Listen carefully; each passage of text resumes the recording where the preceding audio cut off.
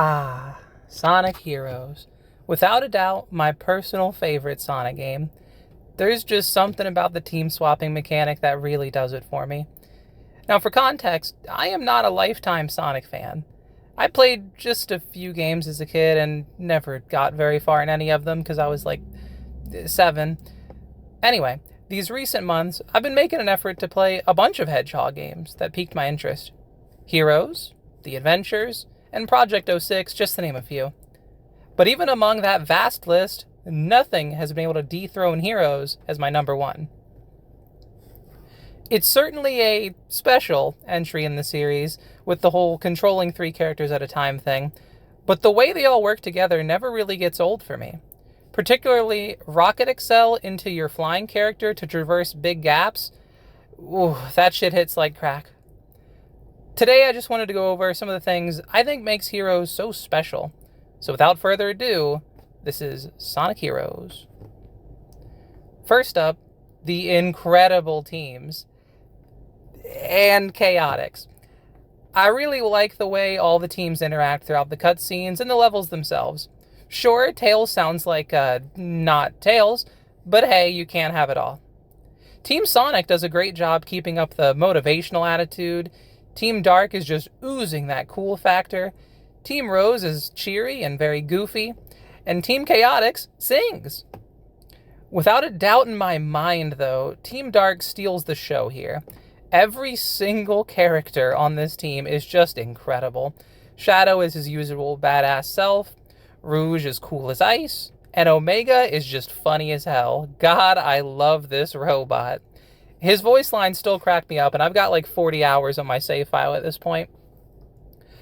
I also really appreciate that all 4 teams, and even each individual character, has their own unique animations for going through the rainbow rings. Those are one of my favorite ways to traverse in Sonic games, and Heroes has no shortage of them. Honestly, I feel you'd be hard-pressed to look at these teams and not find one you could get behind. Sure, their levels may not be your favorite, but you can't argue with these lineups. Next up, music. It usually goes without saying that Sonic games just have good music by default, but I really do think Heroes is special even among that cast. Frog Forest, Egg Fleet, Ocean Palace, Mystic Mansion, and What I'm Made Of, the best Crush 40 song, by the way. Fuck, dude, this is such a banger lineup, and this is only like a third of the stages covered. Whenever I get that itch to listen to some video game music, it's either coming from the Heroes OST or like Toby Fox, a solid 80% of the time. Not really sure what else to say here without just playing some of the tracks and speaking on them individually. However, I have the editing skills of a 3rd grader and really don't feel like doing that.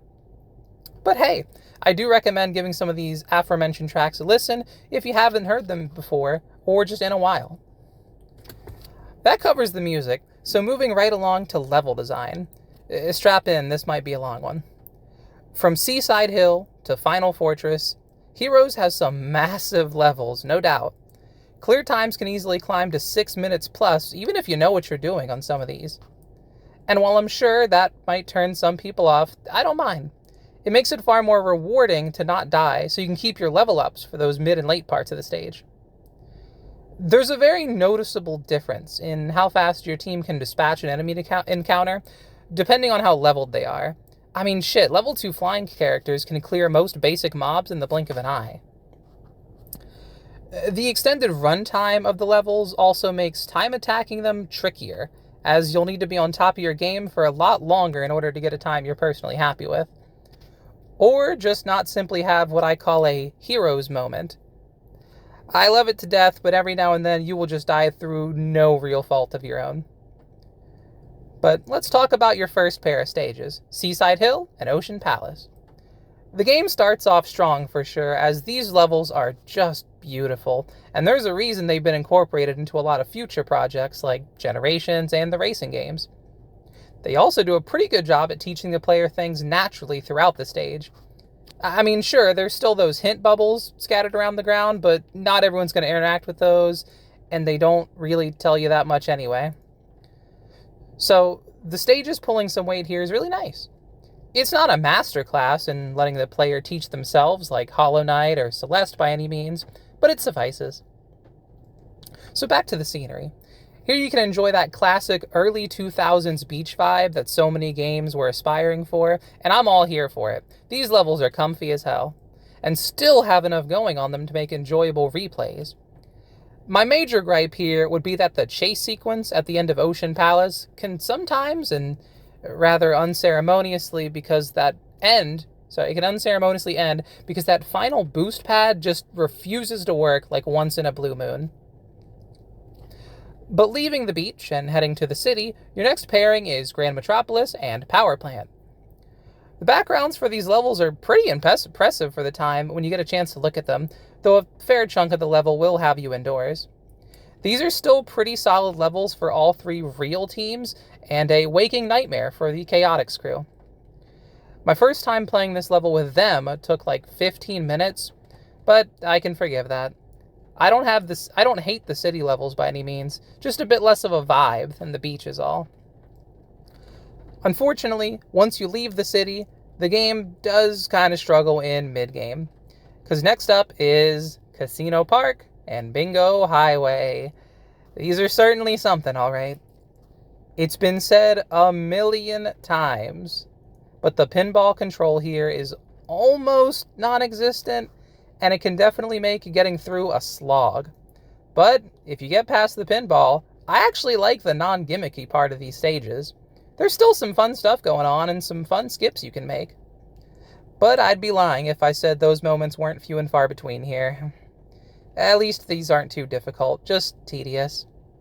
And for what it's worth, Team Chaotix actually has a really enjoyable time here, believe it or not, as one of their missions was just to collect 200 rings, and when you have pinball tables giving them out like candy everywhere, this was really quick and painless. So, in a crazy upset, Team Chaotix walks away with potentially the most enjoyable time in these infamous levels. And now for the last series of levels, Rail Canyon and Bullet Station. These aren't the most difficult levels and certainly not the longest, but they may very well feel like the longest with the incessant amount of rail grinding. In short bursts, it's a fine way to traverse, and can offer some big skips. But when you have a whole level built around it, it gets old quite fast. These are going to take my vote for the least fun levels in the game, even more so than the casino levels. Because while those pinball tables may be infamous, as I said, I still have a good time in most of the stage. But here, nah, I just kind of dread coming to these canyons. Even the background is bland, for fuck's sake. It's mostly just brown and, canyony. I will say, though, the whole concept of shooting out of the cannons in Bullet Station and grabbing the balloons on the way, that part is cool. I actually do like that one a lot. But okay, here we go. We're out of the desert and diving straight into Peak, Frog Forest, and Lost Jungle. I love these levels, especially with that feeling of relief hearing the Frog Forest theme after the last two stinkers. Frog Forest in particular has some really fun skips mixed in. The scenery is beautiful, again, with all this lush green and the sky-high mushrooms in the distance. Just a great experience. Even if it can be a touch slow in some areas, I like the concept of the frogs summoning the rain to grow the local flora for you to traverse. It's very charming. But I've mostly said my piece for the forest. Let's head back indoors, because next up is Hang Castle and Mystic Mansion. This darker pairing takes my vote for the best duo in the game. Hang Castle is my favorite level to replay, with some massive skips and a fun music gimmick, where the tune changes as you flip the castle upside down, which in itself is already a sick-ass mechanic, by the way. And then right after you get through this huge inverted castle, you head over to the mansion. This stage has one of, if not my favorite stage theme in the whole game. I could listen to this one all day. The level itself is a good time too, of course, with the funny little skeletons pointing the way for you and in some more absurd locations.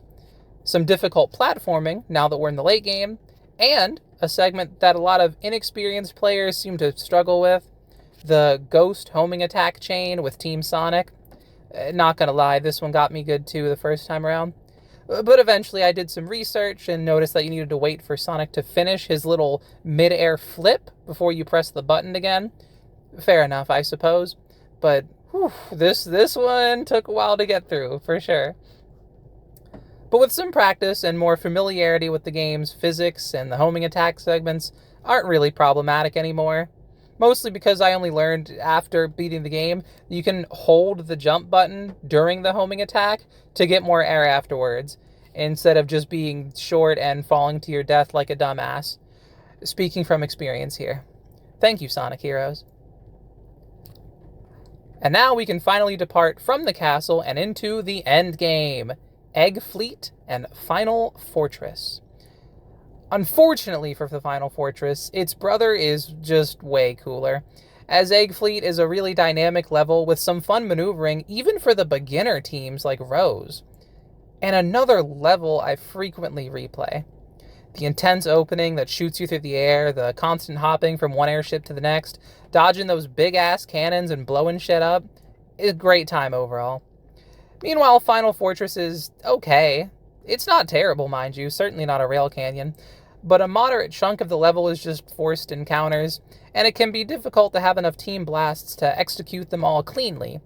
Granted, there are some pretty major skips which are very tricky, and these do skip a lot of that combat, but even with those, you will still be fighting more than you probably want to here. The aesthetic itself is also pretty lacking, in my opinion. The stormy night does set the scene for the final stage well, but it doesn't really do anything else. It kind of just feels like going from these random pieces of machinery that just happened to be in midair. It doesn't really impress me like Egg Fleet did just moments ago, but that's fine.